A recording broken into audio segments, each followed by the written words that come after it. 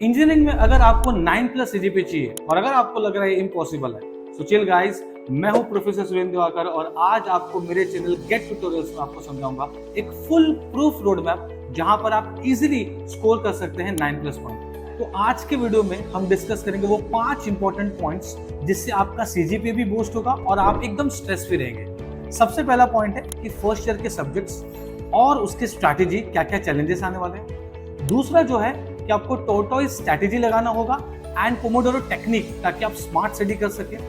आपको उसी के साथ साथ पॉइंट नंबर 3 हेल्थ और रिवीजन पे भी ध्यान देना पड़ेगा ताकि आपको कोई दिक्कत ना एग्जाम के टाइम पे। Point number 4 no KT in first year and second year से स्किल डेवलपमेंट करना है। और सबसे last GATE tutorials and GATE analytics success stories. Why 9+ CGPA matters. सबसे इंपॉर्टेंट चीज यहाँ पर ये होती है कि आपका ये सीजीपीए इतना इंपॉर्टेंट क्यों है, क्योंकि सबसे पहला स्टेप होता है कोई भी कंपनी में प्लेस होने के लिए, चाहे आप इंटर्नशिप कर रहे हो, चाहे कहीं पे भी जॉब पे जा रहे हो, CGPA matters a lot. First year में जो सबसे ज्यादा चैलेंजेस बच्चों को आता है, जो जहां पे बच्चे ज्यादा स्ट्रगल करते हैं, वो होता है बच्चों का असाइनमेंट्स, ट्यूटोरियल्स और कंटिन्यूसली 9 to 5 कॉलेज जाना, मंडे टू फ्राइडे, कभी कभी सैटरडे भी होता है।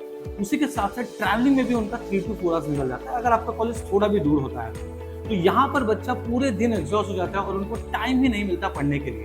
तो ऐसे टाइम पे सबसे इंपॉर्टेंट चीज आपको ये भी होता है कि आपको टाइम मैनेजमेंट कैसे करना है। अब इसमें और जो चैलेंजेस आते हैं कि यूनिट टेस्ट जो होता है वहां पे बच्चों को स्कोर करना होता है, क्योंकि उसके मार्क्स से आपका सीजीपीए बूस्ट होता है। उसी के साथ साथ बहुत बच्चों को जो चैलेंजेस ये भी आते हैं कि टाइम ही नहीं मिलता पढ़ने के लिए, उस वजह से 60 to 70% of the students got KT in first engineering. तो यहाँ पर ये भी चीज ध्यान में रखना होता है। अब सेमेस्टर 1 में अगर केटी लग गया तो उसका प्रेशर सेमेस्टर 2 में भी जाता है एंड बिकॉज ऑफ दैट बच्चा फर्स्ट ईयर में ही केटी लेके बैठ जाता है एंड सेकंड ईयर में वो स्किल डेवलपमेंट पे फोकस नहीं कर पाते। तो ये कुछ इंपॉर्टेंट चीजें हैं जो बच्चों को ध्यान रखना है and this is the first year challenges which they are basically faces during the first year। तो अब इसका सोल्यूशन क्या है? सोल्यूशन ये है कि आपको टॉर्टोइज स्टडी करना पड़ेगा। इसका मतलब ये है slow and study win the race.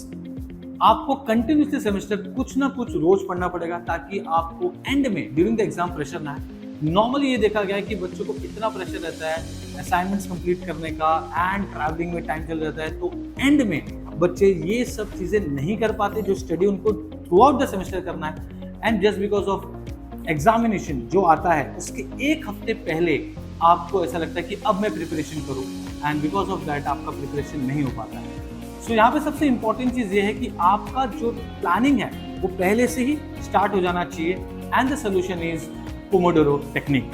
सबसे पहले तो ये समझते हैं कि पोमोडोरो टेक्निक होता क्या है। पोमोडोरो टेक्निक एक ऐसा टेक्निक है जहां पर आप विदाउट अनइंटरप्टेड डिस्ट्रैक्शन आपको कंटिन्यूसली पढ़ाई करना है। जैसे कि एक एग्जाम्पल, अगर आप आधा घंटा पढ़ाई करने का सोच रहे हैं तो 25 मिनट्स पढ़ाई करके 5 मिनट्स का एक छोटा सा ब्रेक ले सकते हैं। और अगर आपका प्लानिंग है कि आज मुझे 3 आवर्स पढ़ना है तो 3 आवर्स को उस पार्ट में डिवाइड कर दीजिए, उतने पार्ट्स में 25 मिनट्स पढ़िए विदाउट डिस्ट्रैक्शन, मतलब आपको मोबाइल नहीं यूज करना है और 5 मिनट्स का ब्रेक लेना है, फिर 25 मिनट्स पढ़ना है और फिर 5 मिनट्स का ब्रेक करना है। ऐसे आप 3 आवर्स को 3 सब्जेक्ट या जितने पार्ट्स में आपको डिवाइड करना है वैसे आप कर सकते हैं एंड धीरे धीरे आपका फोकस भी बढ़ने लगेगा एंड इस 3 आवर्स के बाद आप एक बड़ा ब्रेक ले सकते हैं हाफ एन आवर। तो अगर मैं फर्स्ट एंडिंग सब्जेक्ट्स की बात करूं, इसी सब्जेक्ट्स की बात कर रहा हूं, मैथ्स 1, BEE और मैकेनिक्स, जो भी आप पोमोडोरो टेक्निक में यूज करने वाले हैं, वो सब्जेक्ट्स आप जाके हमारे गेट ट्यूटोरियल चैनल पे लाइव सेक्शन में या वीडियोस में आपको उसके काफी सारे वीडियोस ऑलरेडी मिल जाएंगे। तो अब इस पोमोडोरो टेक्निक का यूज करके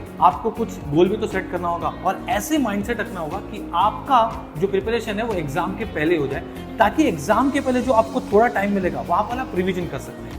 तो इसके लिए आपको जो यूनिट टेस्ट होते हैं उसका अपॉर्चुनिटी समझ के आप सीजीपीए बढ़ा सकते हैं।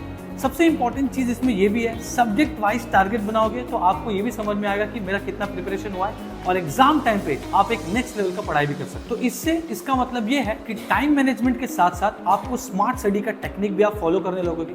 इससे होगा क्या, आपका सीजीपीए बूस्ट होगा और टेक्निक जो बताया गया है कि यूनिट टेस्ट में आप पढ़िए, उसी के साथ साथ आपको पास्ट पेपर्स अगर आप यूज करते हैं तो वहां पर भी आपका कहीं ना कहीं एक बेस्ट प्रिपरेशन हो जाएगा आपके पर्टिकुलर एंड सेमेस्टर एग्जामिनेशन के लिए। हेल्थ एंड ब्रेन, यहाँ पर आपको एक और चीज ध्यान में रखना है कि आपको कंटिन्यूसली एक कंसिस्टेंसी बनाना है आपको स्लीप को लेके, मतलब 6 से 7 घंटा आपको सोना है।